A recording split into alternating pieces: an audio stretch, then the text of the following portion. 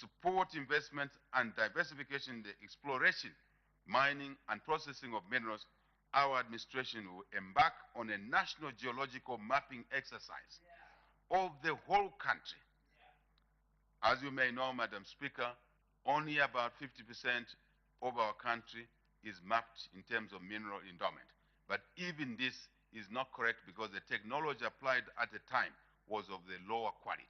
With better technology, we should see more and more better things coming out of here. Madam Speaker, this will enable us to get accurate data on our mineral resource endowment and how to exploit it for the betterment of the people of Zambia. Other countries have done it, Madam Speaker. We're learning from those countries. We'll pick the relevant lessons and apply them in our own context in this country. That's how the world works, Madam Speaker. Government is formalizing artisanal and small-scale mining to increase participation of our citizens in the mining sector. We urge all our citizens involved in small-scale artisanal mining to ensure that they formalize their businesses and comply with relevant laws and regulations. We will not support illegal mining of any kind from anyone. Law and order should apply in this sector as in the whole country. Madam Speaker, I take this opportunity to encourage Zambians. You are getting licenses. Please don't exchange them for a BMW the following day. Find a partner. Invest. Be patient. Good things don't come overnight. Harvest comes after sowing a seed. Harvest coming after weeding. Harvest comes after you have not eaten the green stuff and wait for it to dry so you can create more seeds. This is the culture we would like this country to adopt. Not consumption now, but no investment. Madam Speaker, this is an important issue. That's why we acquired a huge debt mountain on one side, but no growth on the other. That's a contradiction. It is because of this culture of eating now and not investing, no patience. Let's learn some lessons from there. Madam Speaker, tourism is a sector that we believe will increase the number of jobs in the country and enhance our foreign reserve, foreign exchange earnings. We are happy, Madam Speaker, very proud and happy that post the COVID-19 era, the sector, tourism sector, has continued to register positive growth. Positive growth. Occupancies have increased, Madam Speaker. Numbers don't lie, and therefore revenue. Our country recorded an increase in the number of international tourist arrivals to 605,650 in the first half of this year alone, compared to 496,456 in the corresponding period of 2022 and worse 2021. The curve is moving upwards, Madam Speaker. This is a result of our deliberate policy or policies, one of which is waiving of the visa requirements for visitors, coupled with a robust marketing of the country and other measures. We can do more, Madam Speaker. I'll be the first one to agree, and we'll work on to doing more. Further, Madam Speaker, the number of domestic visits to tourist sites increased. This is very important, Madam Speaker. Domestic visitations to tourist sites has increased to 301,758 in 2022 from 235,392 in 2021. This is important. Domestic tourism is extremely important to any economy. Here it is, the numbers are coming through. We encourage more of our people to visit our national parks, museums, heritage, and other tourist sites to enjoy the beauty of their own country. Many Zambians do not realize how beautiful their country is. Here's an opportunity. Please do so. We also call upon tour operators to design packages that are affordable for ordinary Zambians. We encourage the tour operators to consider making provisions that allow the elderly, the differently abled, to visit these sites as well. In an effort, Madam Speaker, to make the tourism sector more competitive and resilient, obviously, and retention of fees, revenue in the country, we have abolished and are reducing the cost of doing business depending on which aspect we are dealing with. Some we've abolished, some we've reduced. In the interest of time, I will not elaborate that. The budget will do that when it comes on the floor of this House. Madam Speaker, the aviation subsector is another example which has continued to rebound post the COVID-19. The number of airlines flying into the country, Madam Speaker, and the frequency of flights, number of flights, airlines coming into the country, frequency of flights, two different things, have increased. No question about it. And the frequency of these flights by local and foreign airlines put together have all increased, local and foreign. Recently, we witnessed the introduction of the Mozambican airlines flying back into our country, as well as the reintroduction of the Turkish airlines, which all had left the country a few years ago. I shall not go into those reasons. Everybody knows the reasons. Similarly, our local airline operators have now extended their flights into the region, making our country more connected. We should all be proud that our local airlines are now penetrating the regional markets with the support of the measures and policies that were put in place. This is how you build an economy, Madam Speaker. This is how you build an economy.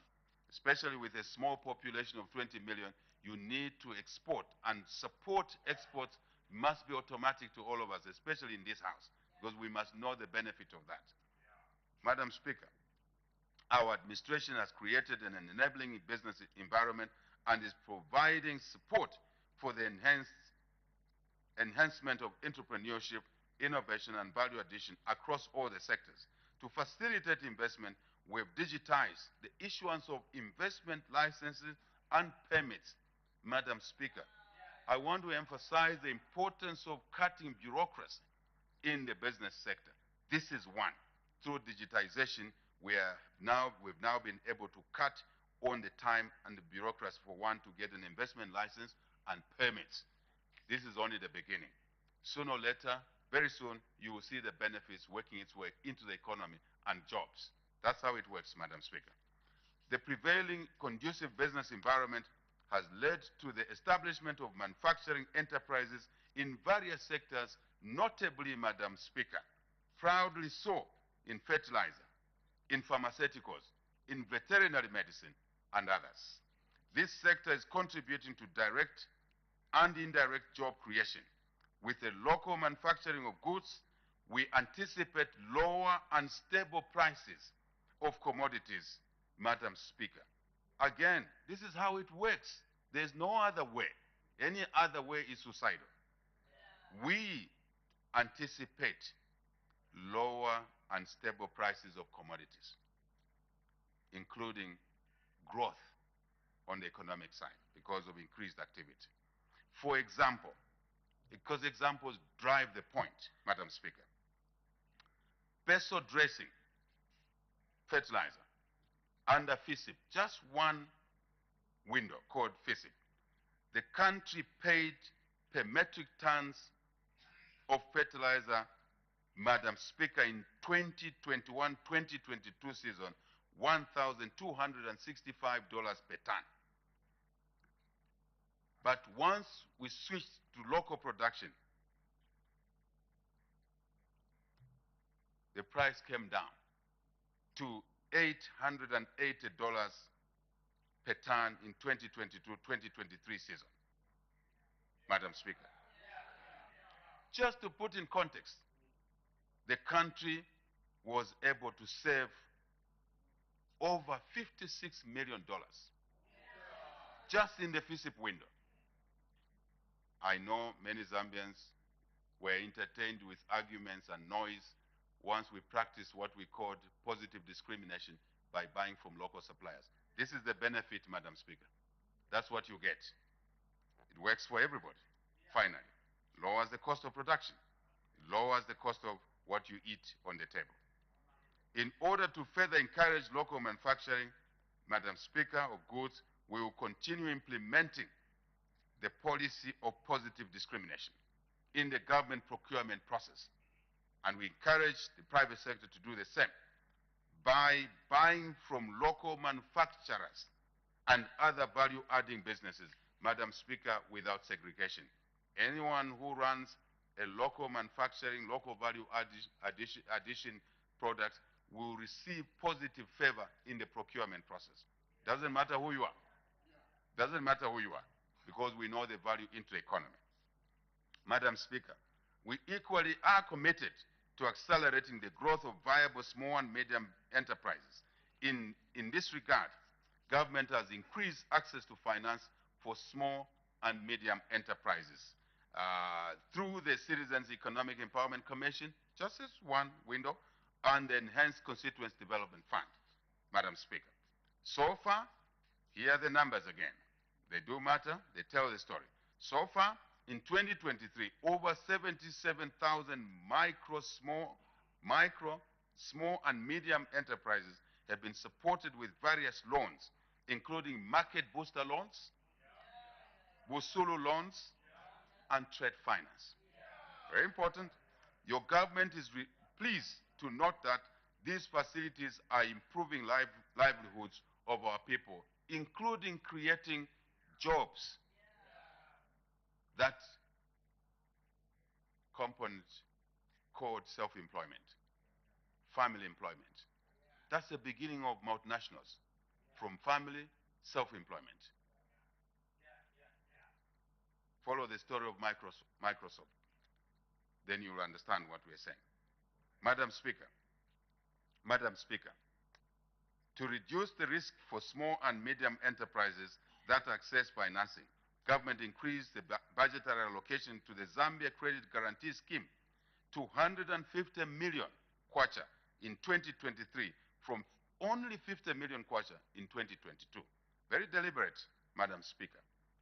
This resulted in 36 small and medium enterprises accessing affordable financing from commercial banks under guarantees in the first half of this year alone. That's the impact.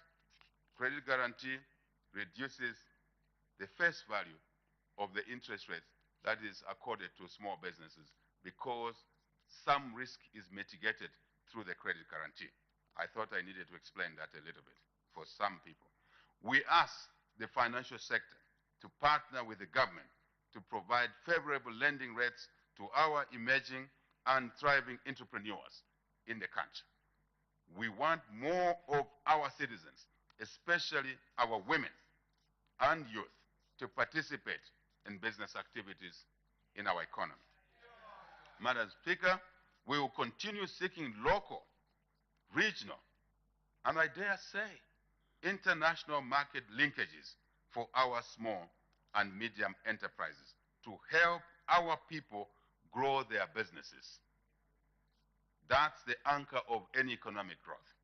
And Madam Speaker, we must not develop goose pimples when we engage in regional and international markets.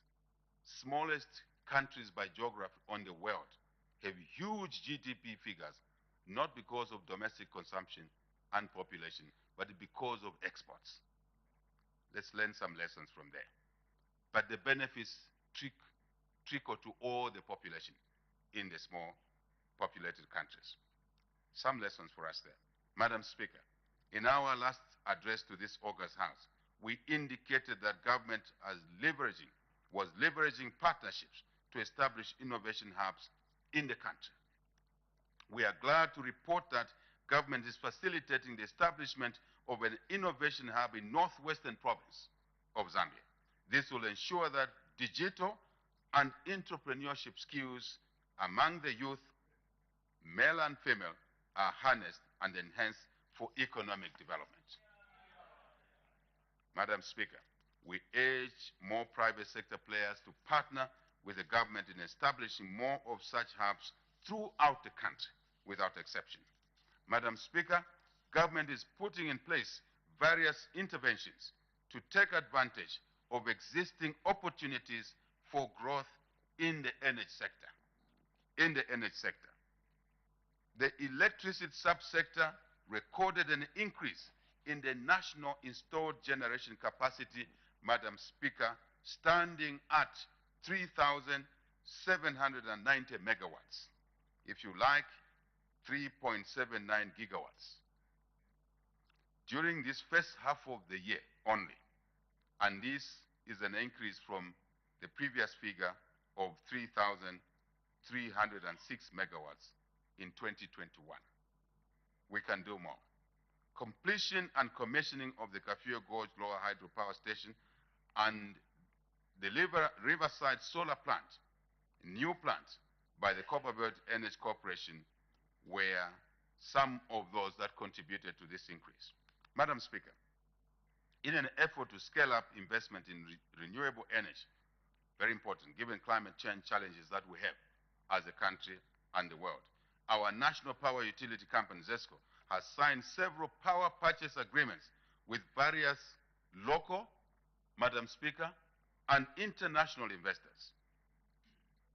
I am proud, Madam Speaker, that the UPND New Dawn government has worked on the bureaucracy around issuance of power purchase agreements from a time when it could take 26 months, 2 years plus, to get a power purchase agreement signed. We are now able to agree a power purchase agreement in a matter of days, even within 10 days, as opposed to many years, as I said, in the past. These are the reforms that will inject more generation capacity, transmission, and others in the sector. Madam Speaker, these are important variables that will help us grow the economy through this sector. Our desire is to ensure universal access to affordable and sustainable electricity for all our people throughout the country. Increased private and public investment in all parts of the country is very important, essential. Cost reflectiveness in the electricity tariffs is another issue. We will attract more investment and contribute to our goal of energy sufficiency and surplus, Madam Speaker. Madam Speaker, by way of illustration, this UPND government, New Dawn, will not enter into any power purchase agreement that makes ZESCO lose money, even before they do any business in 1 megawatt. This was a practice in the past. You will never see this again. That's why we built a huge debt mountain, which we are beginning to dismantle, just under ZESCO alone. That was a political decision. This political group will not do anything of that sort. And you'll see the benefits in a few years going on. To promote competition and allow for non-discriminatory access to electricity, Madam Speaker, here is another revolutionary decision that we have taken. And distribution of infrastructure. By the private sector, government is in the process of implementing what is called an open access regime. Private sector players, anyone, private sector players will be able to wheel power to their customers and will also help remove ZESCO from entering into unsustainable power purchase agreements, as I have said again. You produce power, Madam Speaker, at point A in the country. The transmission lines are owned by ZESCO. ZESCO will be obligated to move your power to your customer at point B. All they need to do is pay a wheeling charge. And this will be revolutionary. You will see that very soon working its numbers through the economy and, of course, job creation.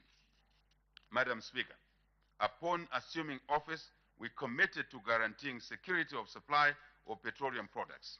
To achieve this, government has disengaged from procuring, as we said before, disengaged from procuring and financing petroleum products to allow for more private sector participation in the supply chain.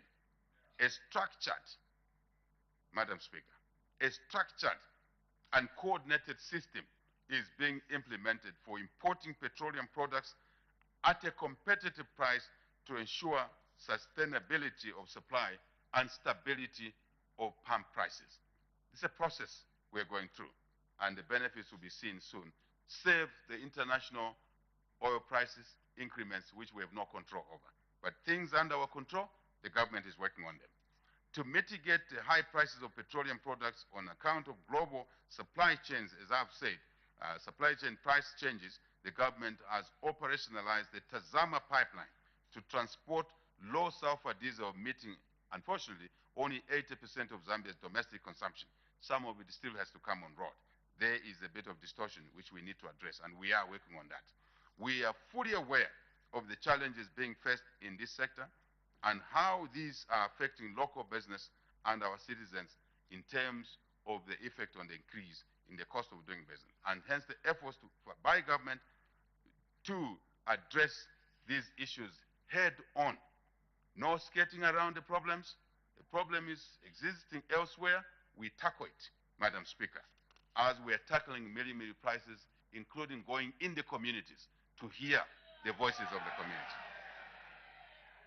Madam Speaker, this is an important culture to accept that we've done 1, 2, 3, 4, 5, 6 well. We are yet to do 8, 9, 10, 11. That is the way it should work. Madam Speaker, the importance of infrastructure for our country cannot be overemphasized. To this end, the government is constructing and rehabilitating public roads and bridges, mainly through the public-private partnership financing model, Madam Speaker. This is another point I want to emphasize to this House. The model before in infrastructure development led us to a debt mountain. We should not get there anymore. This government is ingenious. So we've come up with a public-private partnership model, encouraging partners who are structuring transactions on a debt and lumbering the balance sheet with more debt. We've said no. Now we have achieved success in this area. I'm proud to say, Madam Speaker, very proud to say. And I think every Zambian must be proud that we will save the national balance sheet from more debt by being ingenious and work on a financing model that does not allow the taxpayer to pay even $1 for a road such as Chingola, Chirilabombwe, Kasumbalesa. It is there. Taste of the pudding is in the eating. Anyone can walk there, better quality, no dollar on the balance sheet, but delivers the services to the users. Very smart. Very smart.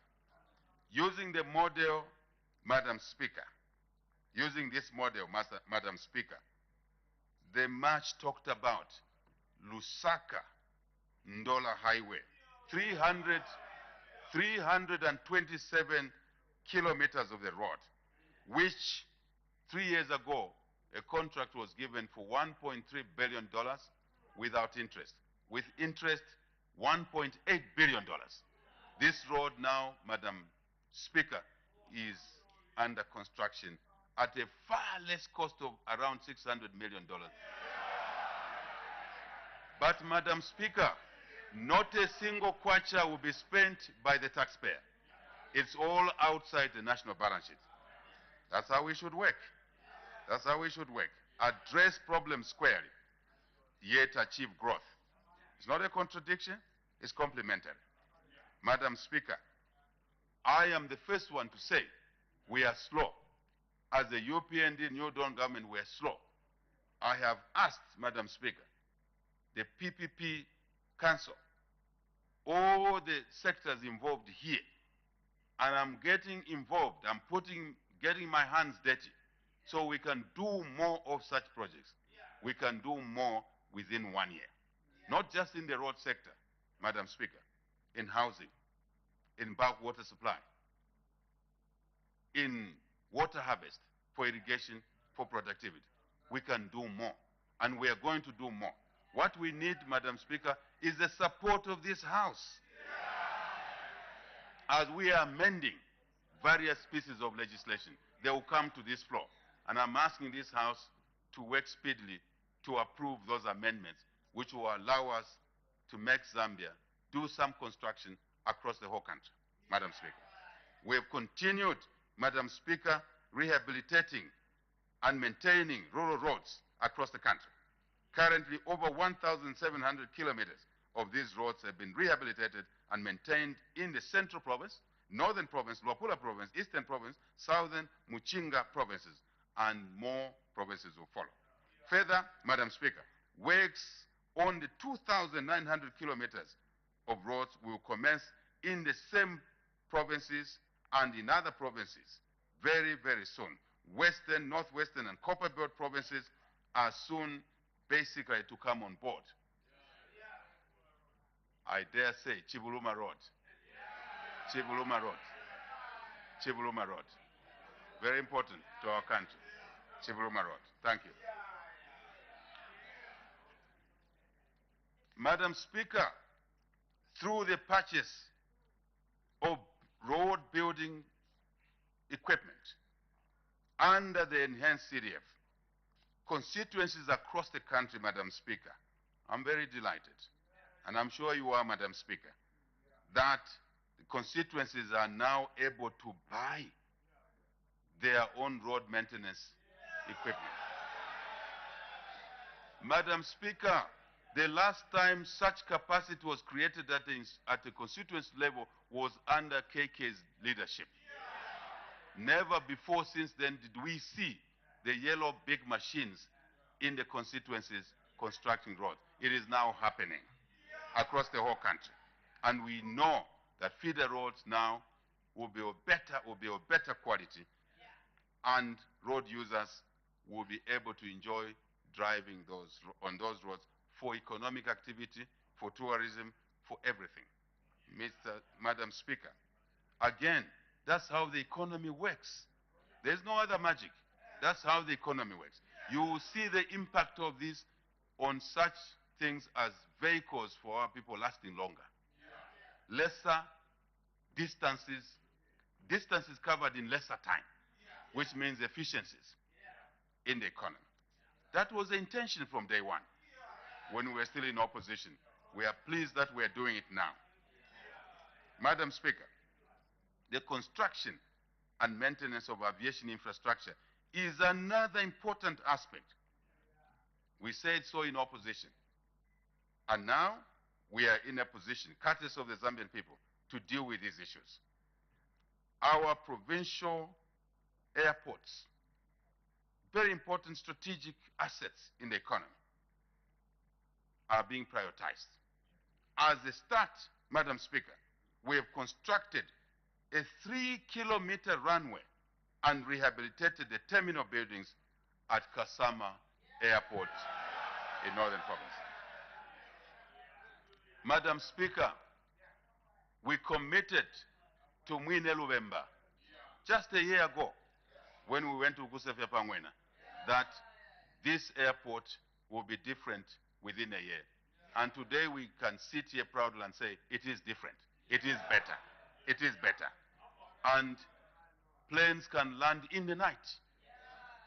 Before you had to rush to be at the airport by 17 hours, otherwise you won't take off. Now you can take off 01, 02, land 04 in the morning. That's the economy. That's how it works. Madam Speaker, Kasama Airport can now accommodate larger aircraft and is poised to enhance tourism, mining, agriculture, and increase trade and investment in the northern circuit to spur social economic development. Madam Speaker, going forward, all provincial airports, openly, happy to say so people can check it out, that all provincial airports will be furnished with improved runways, airfield ground lighting systems, including runway systems, starting with Kasama, as I said, airport this year, to enhance aviation safety and security and support economic growth agenda that we are envisaging. This will be followed after Kasama, Solwezi upgrade, and which one else? Mansa. Mansa, Mansa, Mansa, Mansa. We are conscious of the politics of our country. That's why we are moving that way. Be patient. Those other problems, just wait. We'll come to you. But after Kasama, we're going to Solwezi, we're going to Mansa. But we'll come to you. Further, we attach great importance to our traditional leaders. Hence, the construction of palaces for all our traditional leaders across the country without discrimination. Madam Speaker, without discrimination. We are one Zambia, one nation, one people. We don't know discrimination ourselves. What we know is service delivery to all our people. Traditional leaders were living in squalor. The palaces were unrecognizable. This will be a thing of the past in the next 2 years.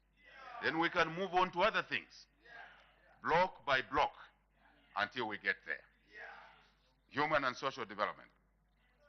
Madam Speaker, the UPND New Dawn government continues to build on gains made in education, health, as well as the water and sanitation sectors. Our administration is also addressing vulnerability and inequity among our people in this sphere.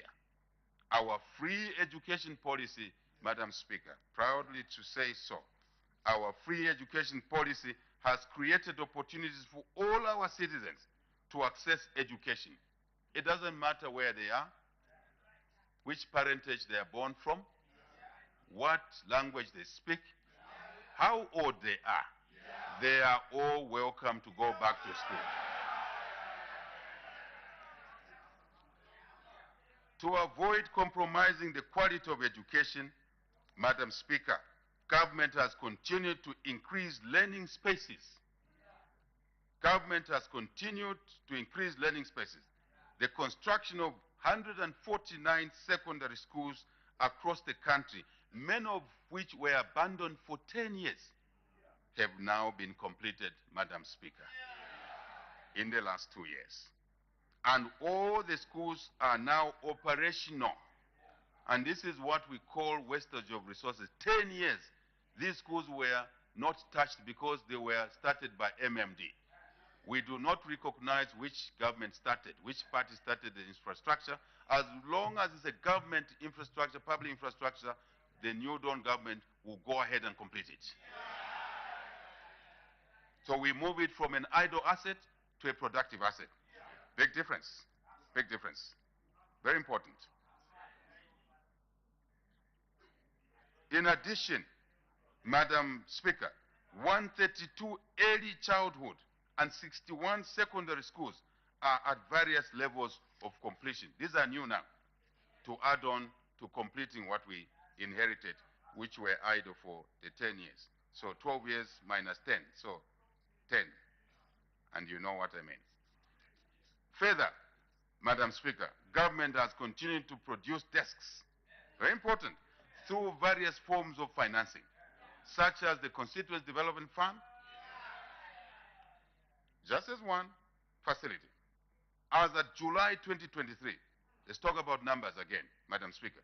A total number of 373,448 new desks had been procured, out of which 353,120 were procured through the CDF alone.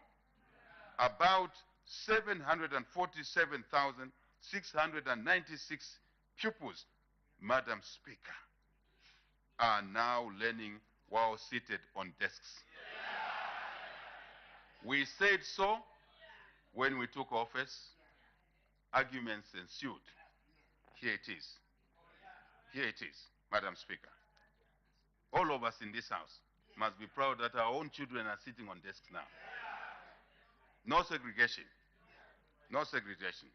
Unlike before, Madam Speaker, all these desks, I repeat, unlike before, Madam Speaker, all these desks are being produced locally by our citizens across the country, our youth, our women, creating the much needed jobs and saving on foreign exchange. Before, all these desks will have been imported and you will have created jobs in other countries. Now, skills training under CDF, carpenters, plumbers are making our desks and supplying. Then the money is being spent in the local communities.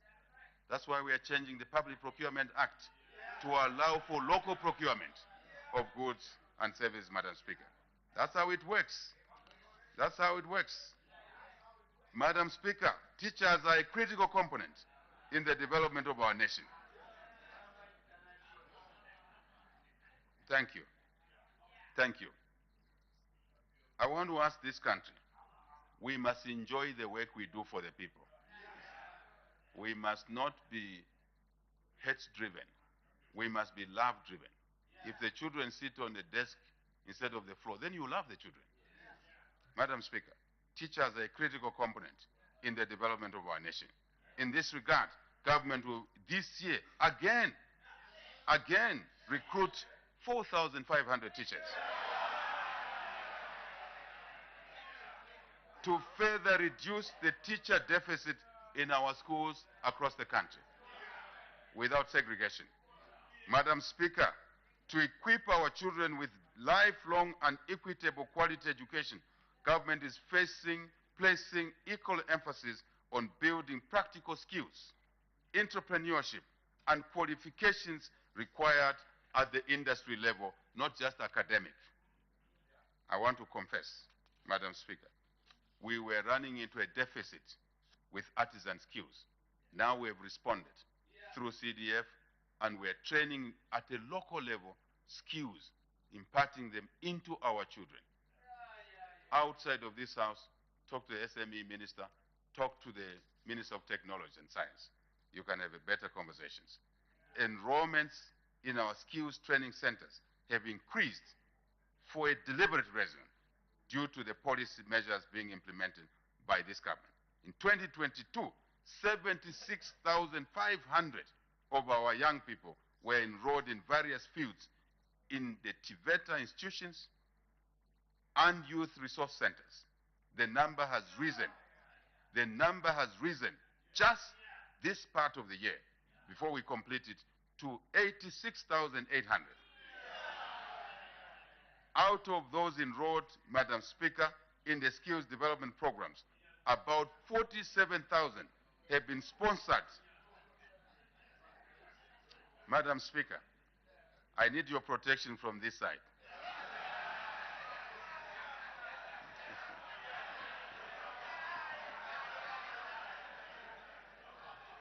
Madam Speaker, I beg to move. Madam Speaker, I beg to move. About 47,000 of these have been sponsored at the local level across the country under the Constituency Development Fund. And this will continue. This will continue. Madam Speaker, government this year reintroduced meal allowances to improve the welfare of students in our universities, to address some situation that was created. I don't know how anyone would have thought of taking away meal allowances from students, but it was done. But we have restored them. As a result, Madam Speaker, 32,000 students are benefiting from this policy that we decided upon, and now can focus on learning, not looking for money to feed themselves. The quality of education will improve, the output will improve, and industry will benefit from enhanced skills. Madam Speaker, we reiterate our long-held position that education is the best inheritance, is the best investment, is the best equalizer. It does not recognize your family status. Once you've gone through education, you are the same. I'm an example of that, Madam Speaker. Madam Speaker, health care remains central to our strategy of ensuring better lives for all our people. To improve access and quality of health care for our citizens, government has continued to construct health infrastructure across the country. During the period under review, Madam Speaker, 43 maternity annexes and 11 main hospitals have been completed so far, bringing the total number of main hospitals constructed to 110 out of the targeted 115 We are only short of 5. And these will be done very soon. In line with our earlier pronouncements, an addition of maternate annexes, which is now a mandatory requirement. Any clinic that exists in any part of the country which has no maternate wing will have a maternate wing. So our mothers, our daughters can deliver in decent environments, Madam Speaker, with running water. Even where there's no electricity grid, running water will be there through solar. But the decisions had to be made, and now they are working. Here are the numbers. Madam Speaker, when I talk of this subject, I feel emotionally touched, because there's no reason why any mother delivering our future citizen should die unnecessarily. I want to ask the House, Madam Speaker, under your leadership, we must all work together in this area. We must be bipartisan in this area. It's important. I wish to say so. Because sometimes we debate things that are taboo to debate. This is one of them. Further, Madam Speaker, to improve attention accorded to patients, government will this year, once again, recruit 3,000 health workers across the country. Madam Speaker, government acknowledges that the supply of essential medicines, this government acknowledges that supply of essential medicines and medical supplies in our health facilities has been inadequate, has been a challenge. We acknowledge that. That's the starting point of finding a solution. To address this, we are streamlining the procurement processes for essential medicines and medical supplies. In addition, Madam Speaker, we invite the private sector to support this government's efforts by setting up local production of medicines and medical supplies. I won't waste your time, Madam Speaker. Those efforts we made to travel to attract pharmaceutical manufacturers are yielding results. And in here, Madam Speaker, I want to say it again. We shall practice positive discrimination. We shall buy drugs from those who manufacture them here, because it has its positive impact on the economy, jobs, supply chain. Madam Speaker, the disease burden among our people is of great concern to this government. We are therefore committed, really committed, to preventing, controlling and treating both communicable and non-communicable diseases. Government continues to prioritize the fight against malaria, Madam Speaker, HIV, AIDS, cancers, mental illness, malnutrition, among others. We are also scaling up efforts to reduce maternal and neonatal mortalities, as I touched on earlier, which are unacceptably high. But we work together, Madam Speaker, to address these issues. Madam Speaker, as part of our commitment to clean and safe water supply and adequate sanitation facilities in every community of our country, we are making steady progress in implementing the National Rural Water Supply and Sanitation Program. We are also implementing programs under the National Urban Water Supply and Sanitation Program across the country, without exception. Without exception. The Constituent Development Fund, yet again, has provided another opportunity for our communities to access clean water, safe drinking, cooking, bathing water, and for economic activities, as well as adequate sanitation. Madam Speaker, here is another emotional point. No reason why a government installation, first, school, clinic, court, agricultural camp, livestock camp, should have no flush toilet. The money is there. All I ask this House, members of Parliament, sitting in this House, is to prioritize water and sanitation, so we can flush toilets in any part of this country. Won't you be proud that in Chama North, Chama South, in Shangombo, in Chifunaburi, we can have sanitary conditions of the sanctuary? We want other countries to come and see what we have done in this country. Let's take the lead. Again, Madam Speaker, I ask you and this House, let us work together, bipartisan, on this matter. We're putting in place measures that will allow us to check which MP is not doing work in this area. All MPs, all constituencies, including Shiwangandu, must do this thing.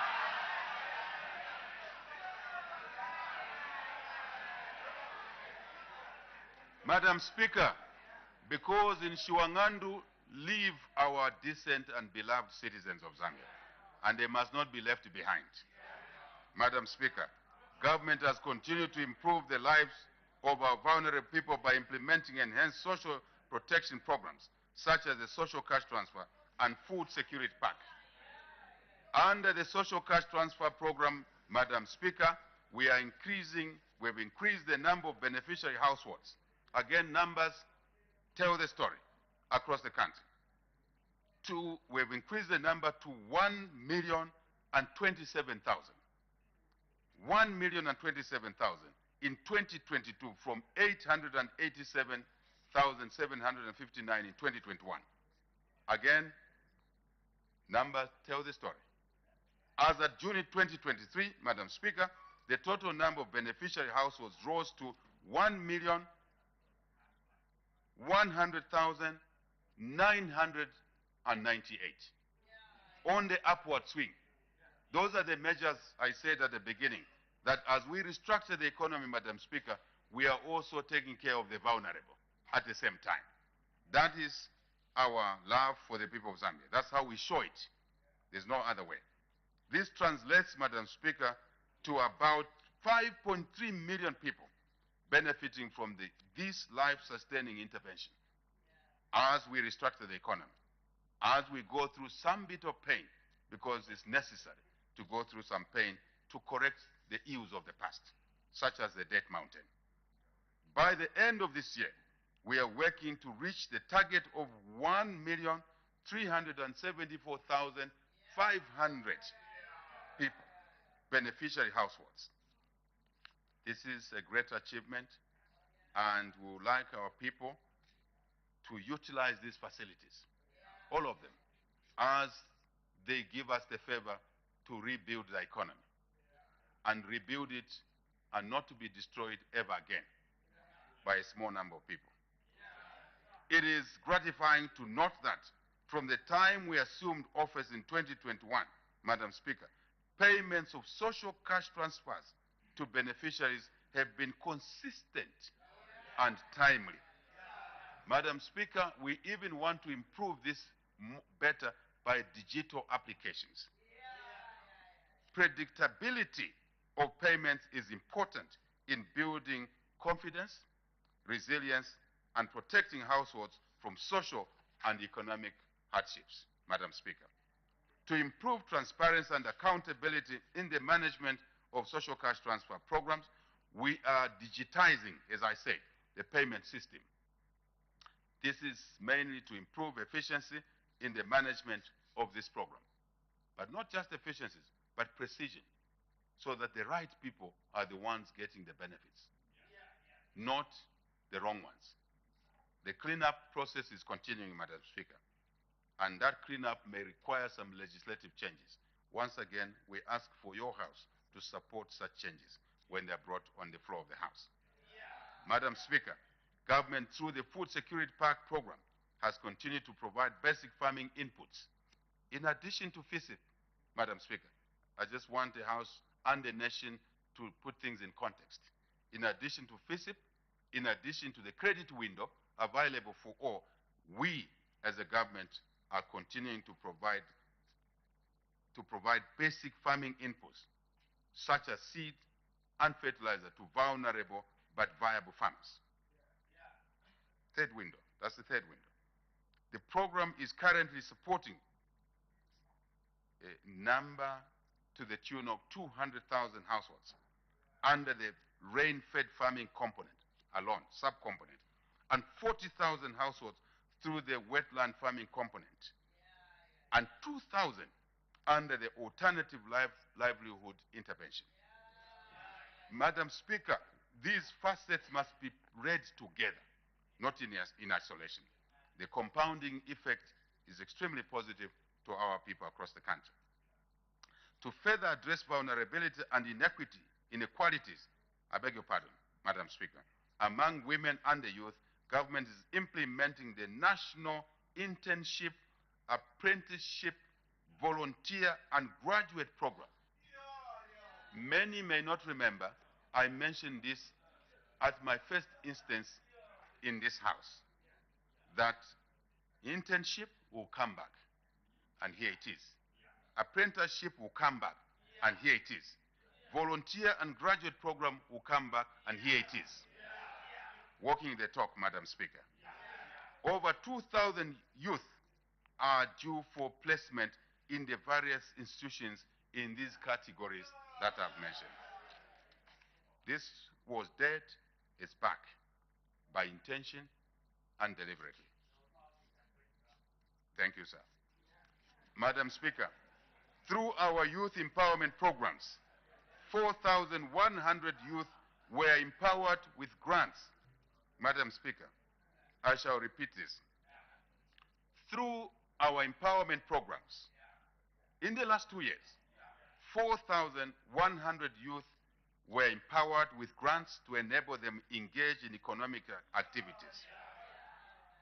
Madam Speaker, when we talked of setting up cooperatives by our youth, some shouted negatively.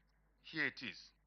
Now, the money is going to those who took the opportunity to set up cooperatives and other businesses.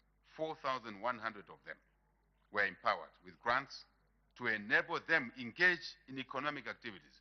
Similarly, 15 youth cooperatives and 105 youth enterprises were empowered through motorbikes in the Eastern Province.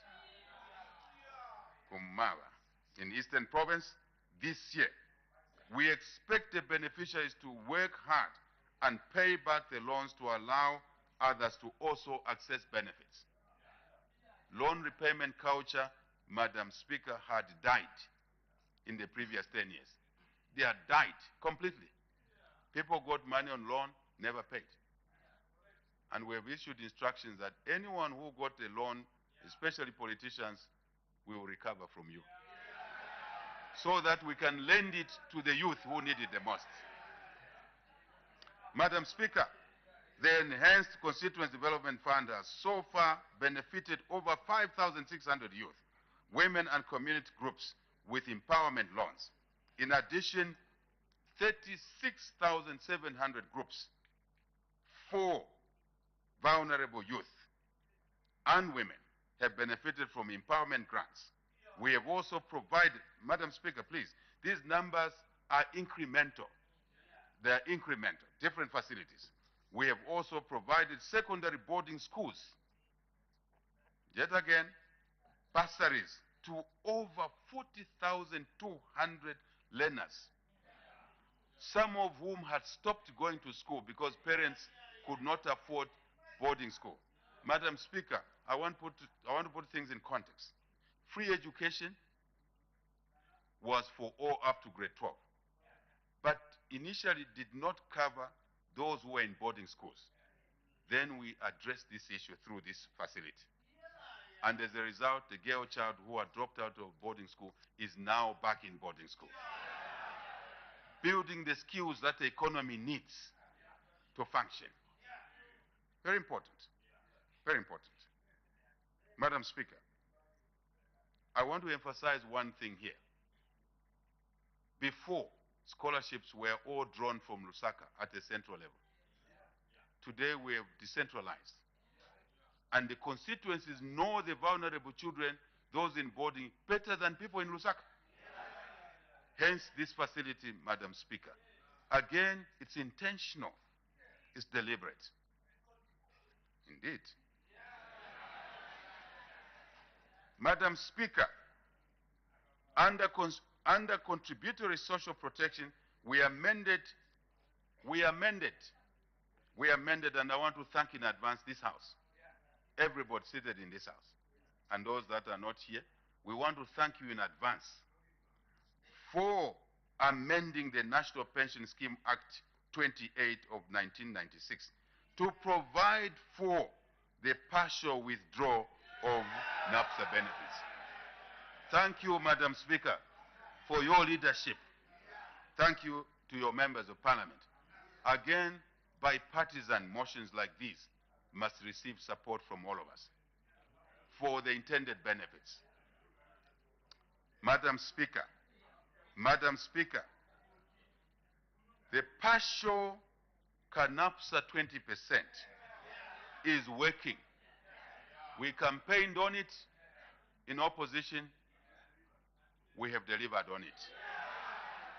As of 31 July 2023, a whopping 8.1 billion kwacha had been paid to 365,192 beneficiaries across the country. Now, our citizens can access their money before they die. They can build houses. They can start a farming enterprise. They can do what will generate them resources when they retire.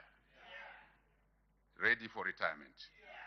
When you still have energy, yet you are still working. Very clever.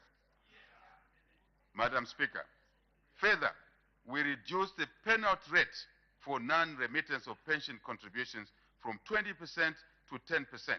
So we encourage people to pay. Now that they've seen the benefits of contributing to NAPSA, I'm sure the employers and the employees will now start paying to NAPSA. In order, Madam Speaker, to improve compliance, we took this measure. And once more, thank you to this House, under your leadership and your two deputies and all these members of parliament. Thank you for your support. We've also introduced penalty waivers to assist employers struggling to fulfill statutory obligations to continue operating and prevent job losses. Very important intervention. Those who were stressed in the past, we give them relief so that their businesses don't close, so that we don't lose jobs. Yet they can continue paying to NAPSA and allow their employees to draw ECA 20%. Madam Speaker, sport has the potential to significantly contribute to human development for our people, especially the youth. During the period under review, Madam Speaker, government increased support towards sports development. We supported, again numbers, Madam Speaker, over 5,000 youth in various sports disciplines. The support comprised of air tickets, for example, sports attire, another example, accommodation, allowances, among others, to enable them to participate in various tournaments, to test their skills. We are proud, Madam Speaker, of the achievements so far recorded here at home and on the international stage. We watch our young people participate in sports. If you love your country, you feel happy and proud as you watch that television program, as our young people compete effectively than ever before. We wish to once again take this opportunity to congratulate the Copper Queens. To congratulate, Madam Speaker, the Copper Queens on their maiden qualification and participation in the 2023 FIFA Women's World Cup tournament, the first ever in our country. Arising from this support we're giving. That's the connection, Madam Speaker. That's the connection.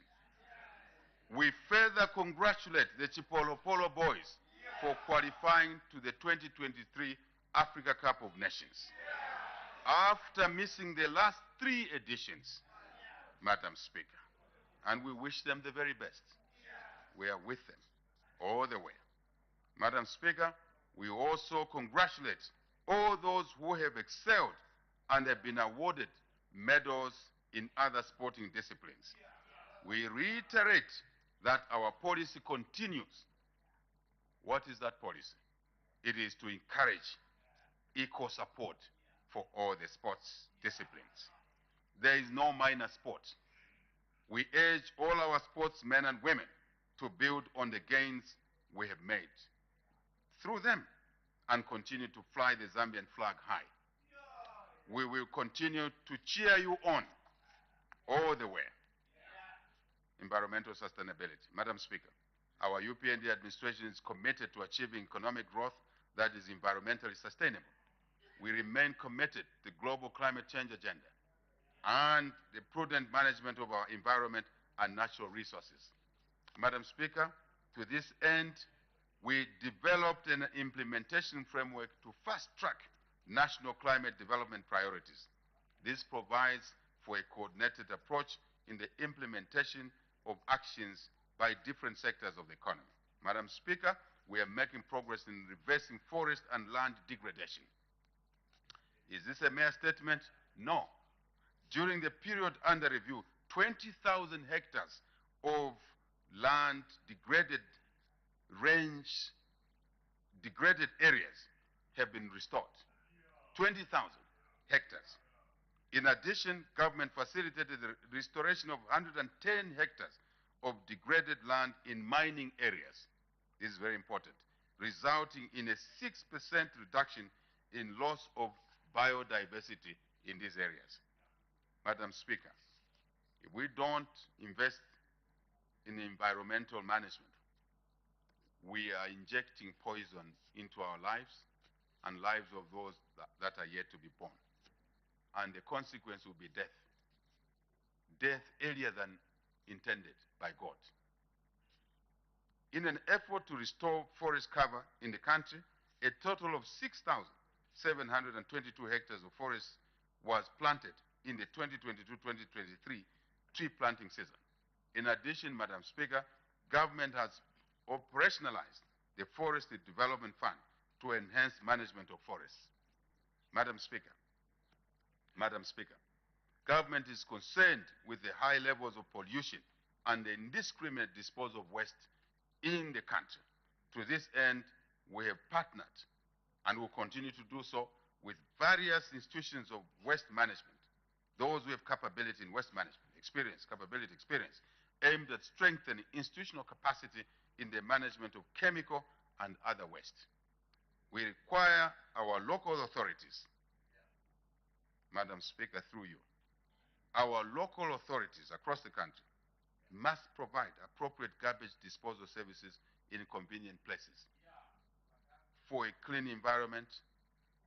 More important, to convert garbage into value, into jobs, into business supply opportunities. Madam Speaker, we must all remember a clean Zambia begins with each one of us. Garbage in your household must be disposed properly. Garbage in your community must be disposed properly. In your localities, as a local authority, as a province, then as a nation. Madam Speaker, government is calling for investment in the recycling, I've mentioned already, especially that of plastics, towards environmental sustainability.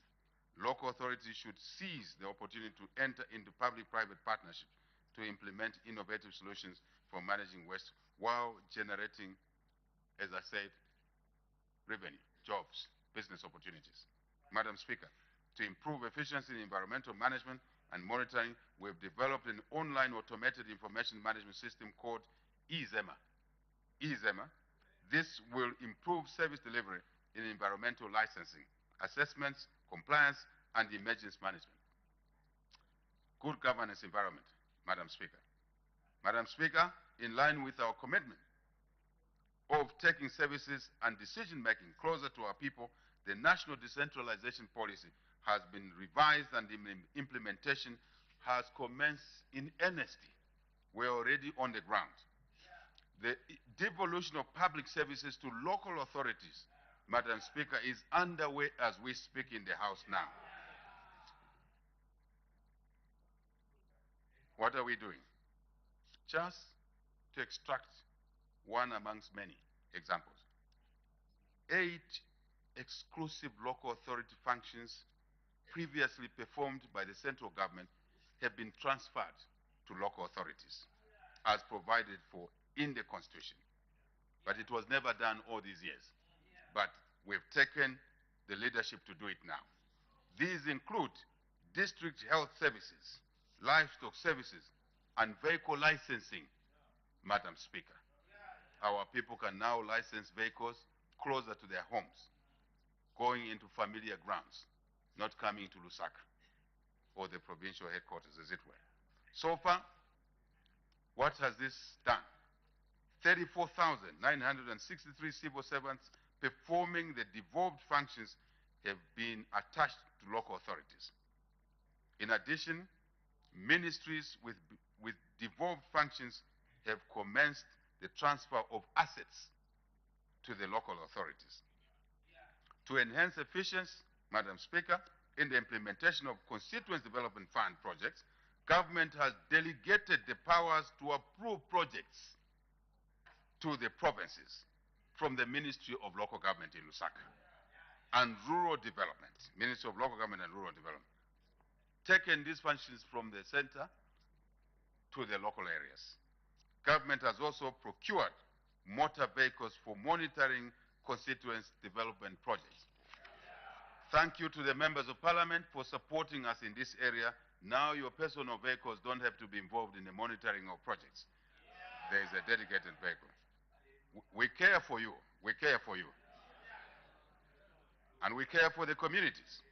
Government is reviewing the Constituency Development Fund Act number 11 of 2018 to enhance citizen participation, transparency, and accountability in the management, disbursement, and utilization of these funds. Funds are still lying underutilized, and years are building on. We need to uptake these funds very quickly, Madam Speaker, so that the intended investments are made and the benefits that are envisaged are realized. And I want to ask all members of parliament through you, Madam Speaker, that this is not a matter we must treat on a political basis. This is a matter we must treat from the eyes of the citizens, those that voted you into office, irrespective of your party, UPND, PF, independent. No, this is one we must hold hands and not argue because of partisanship. Let's deliver for the people.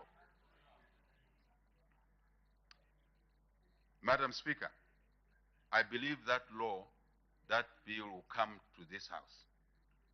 And I'm asking this House to pass it expeditiously so we can run on with the business. I know, Madam Speaker, you're providing good leadership. It will happen. Further, government will construct constituency offices. I shall repeat that. Further, government will construct constituency offices across the country using the Constituency Development Fund. This is in line with the UPND New Dawn government's administration of enhancing decentralization. I'm aware, Madam Speaker, that some MPs are not accessing or don't have decent offices in their constituencies. That's why we are responding to this in this manner. So you can serve your voters better across the country. Currently, 111 constituencies have no offices. That's a specific number. 111 have no constituency offices across the country. In this regard, once this exercise, this investment is made, we expect those MPs and your staff that work with you can coordinate development in your constituencies, in our constituencies better. Extremely important. Further, Madam Speaker, we direct the Minister of Local Government and Rural Development to make the necessary legislative arrangements which will pave the way for all members of parliament to belong to the local councils in order to enhance decentralization. I cannot understand, Madam Speaker, the wisdom of those who changed this law. The representative of the people is the member of parliament and councillors. Is the one that the voters have sent to this house. Is the one that is lobbying for development resource allocations for the constituents. When the decision to apportion these resources comes, the MP is told to walk out and stay outside. I'm wondering, what was the wisdom? What was the wisdom?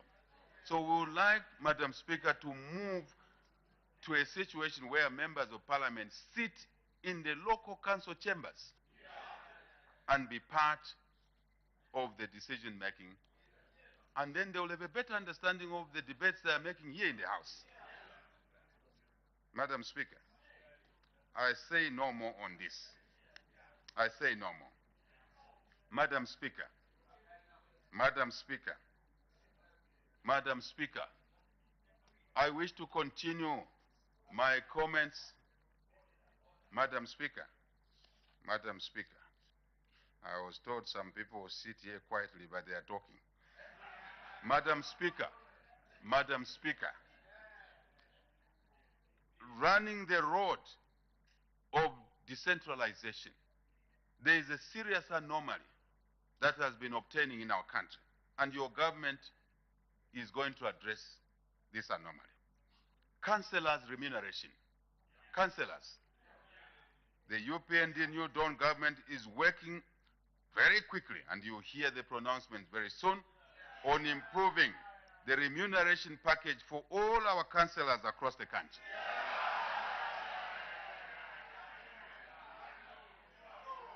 They live in the communities. They live with the people. They are the ones who we consult as to what the priorities are in the world.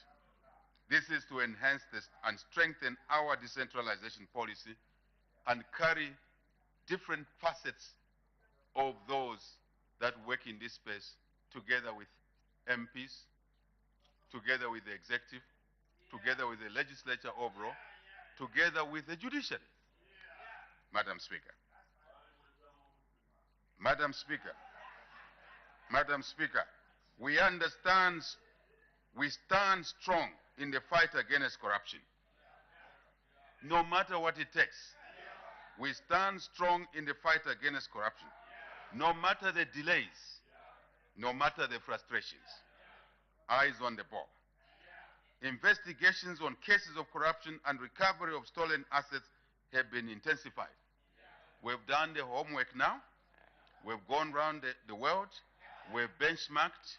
We've seen how it took so long for other countries, how it's frustrating to us. We are unlocking that area. And you will see speed. We must restore assets to the true owners. We must teach citizens of this country what belongs to the people is for the people. What is private is for the private. But you will see an acceleration of this.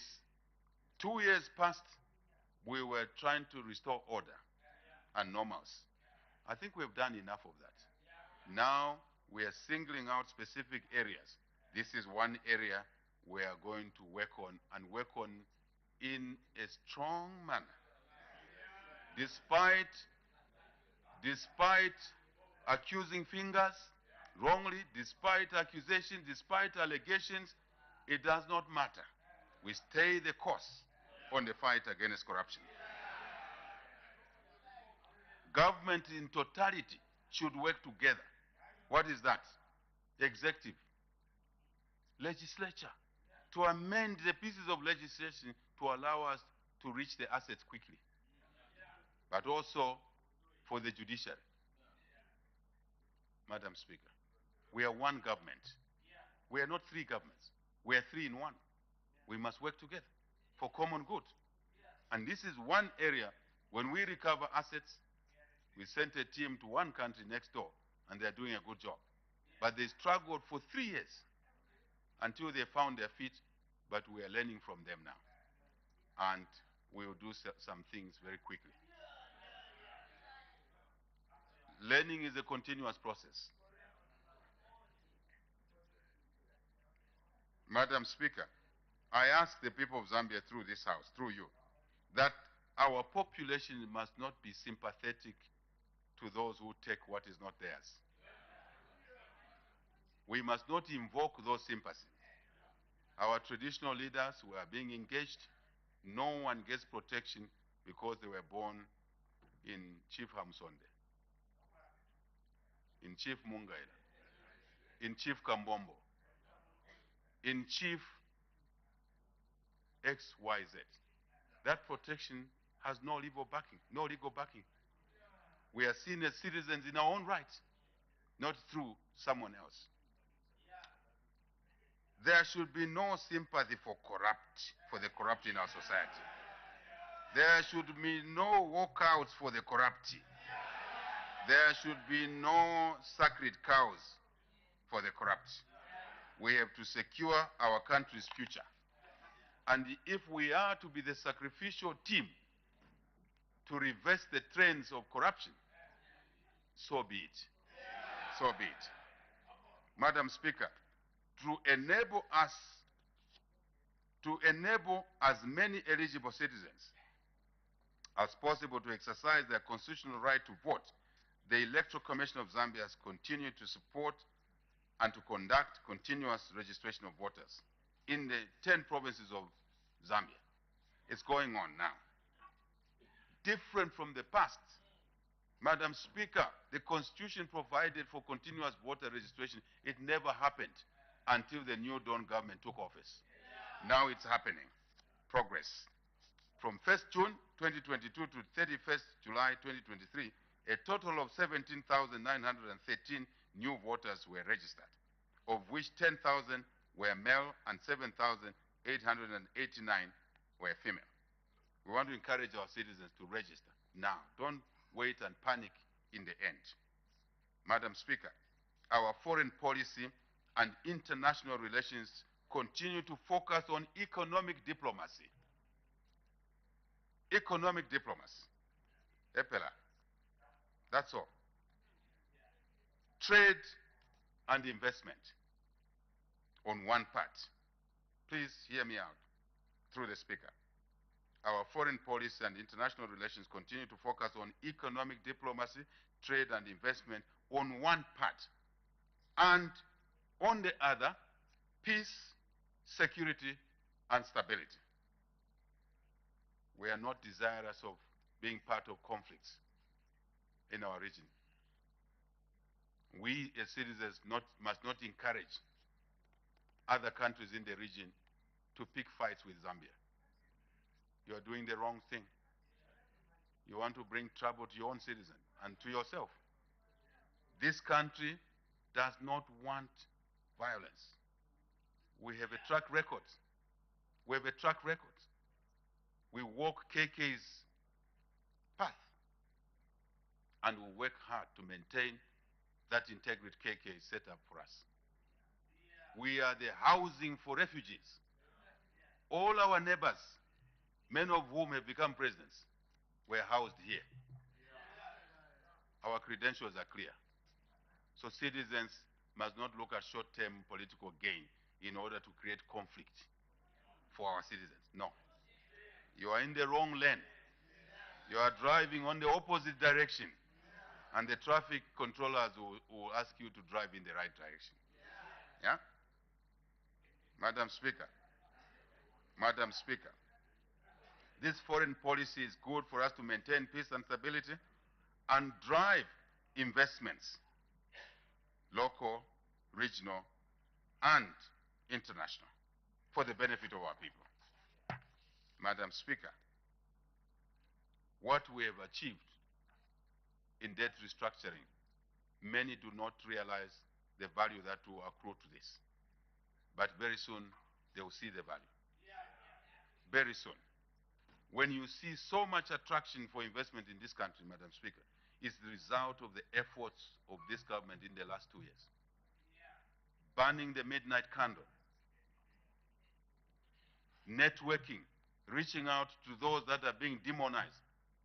And one wonders, why did you go and borrow from people you don't like? And you left the debt. You should have cleaned it up before you left. Now, we have to talk to them for them to come to the table.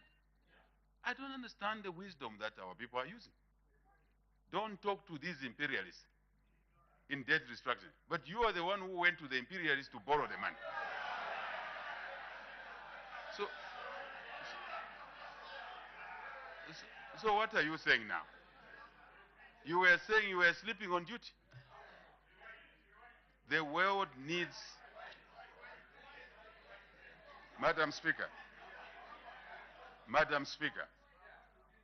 calling each other names when we are solving a problem created by colleagues, and the names are being called by those who created the problem, is not logic. It is not normal. It is called an abnormality. That's what we call it. Madam Speaker, on this score, if there's a subject we needed the country and this House to work together, was on debt restructuring. To support the Minister of Finance and National Planning and his team. That's what we needed. We didn't get it. Maybe there's a lesson there to learn. Madam Speaker, I want to say to you, to thank you once more for allowing your members of parliament, cabinet ministers who sit under your jurisdiction here, to have extended periods out of this House in negotiating the debt restructuring. It wasn't easy. But with your support, your leadership, and your two deputies, first deputy speaker, second deputy speaker, we are thankful. Madam Speaker, this mission impossible which has been achieved will now open the resource envelope to deliver more and accelerated development, jobs, education, meal allowances, medicines in our hospitals, water, sanitation, maternity wings. That's what it means. Just to put it in simple language, if it's complicated. This is one subject we must continue receiving support as we move into the private the private creditors, restructuring the private creditors' debt. And going forward, Madam Speaker, accessing financing at a fair price. Technology at a fair price. Joint ventures, value addition. That's what you will see going forward. And you see the curve and the graph will start going up. And we must maintain it as such, Madam Speaker. This House must stand together on those areas. There is no option to this. We have to work together for the love of the people who brought us into this House. We must work together. Madam Speaker, as the current chair of COMESA,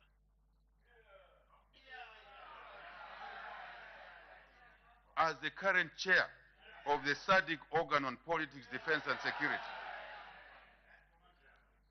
and cooperation, Zambia will contribute to the regional agenda in the correct way on economic integration, enhancing growth in our individual economies, regional and African economy.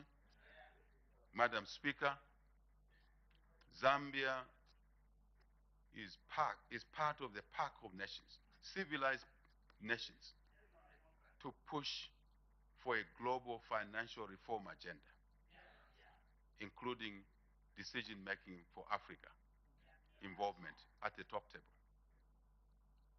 Because this is essential. It will help lower the cost of capital, technology, and the rest fall in place. This is the way countries run, Madam Speaker. Decent countries. There is no other way. The place for disorder, for vulgar language, is not there anymore. What is there is civility. Madam Speaker,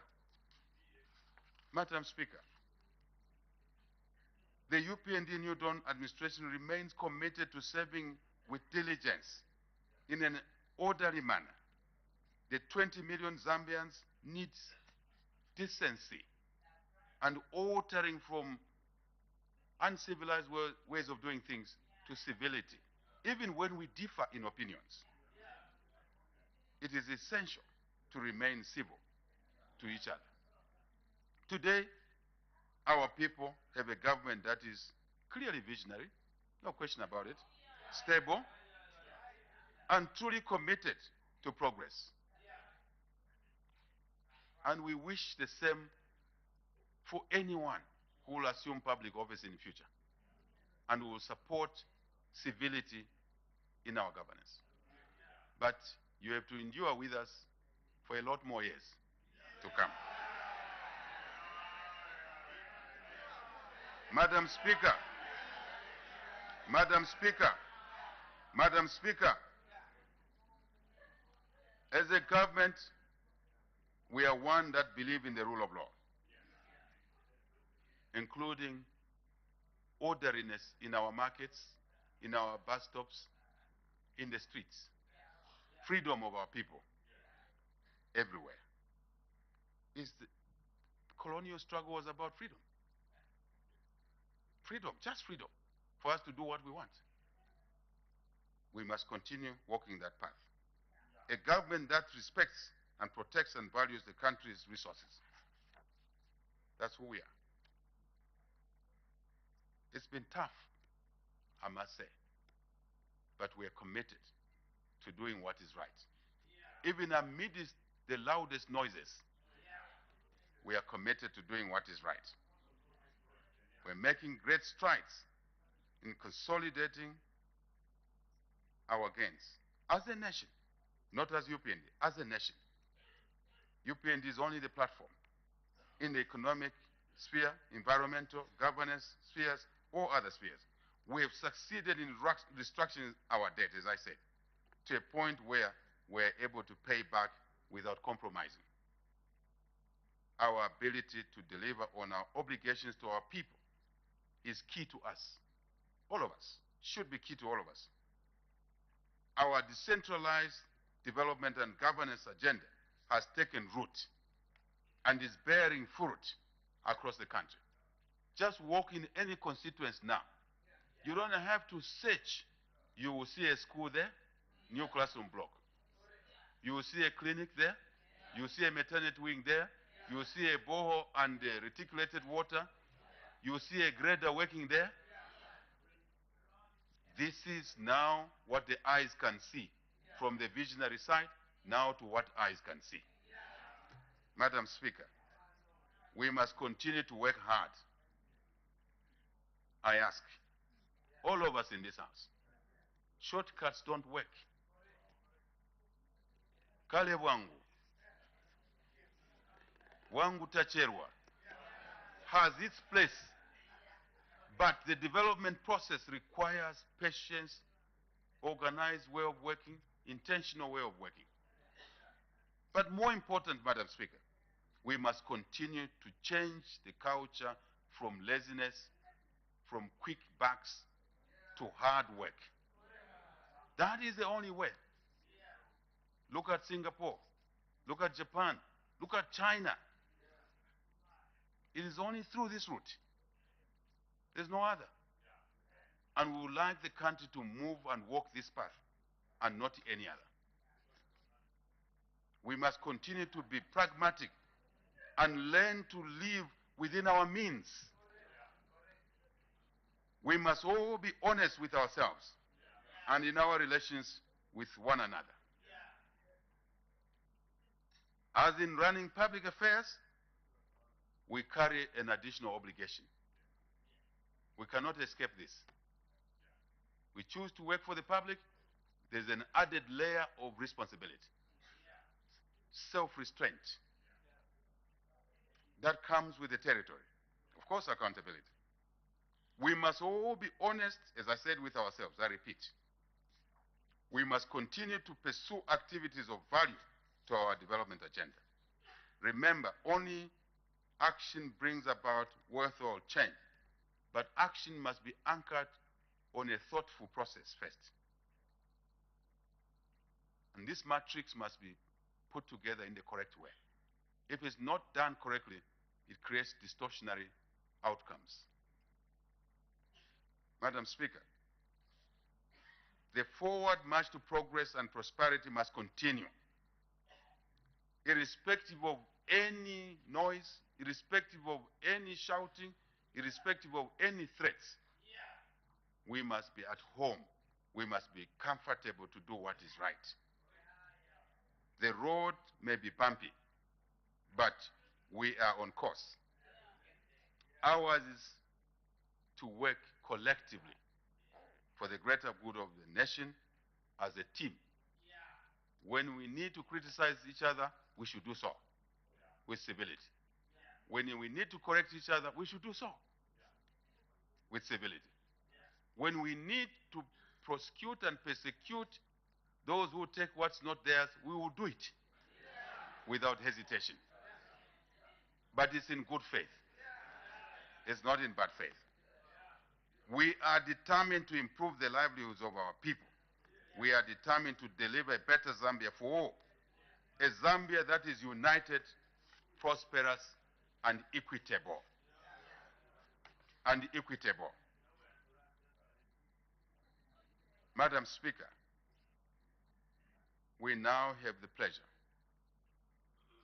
truly humbling pleasure, to declare the third session of the 13th National Assembly officially opened.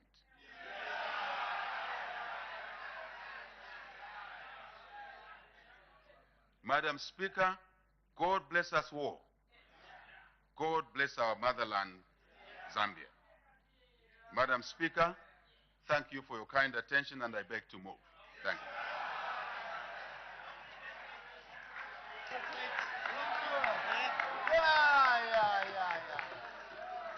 Yeah.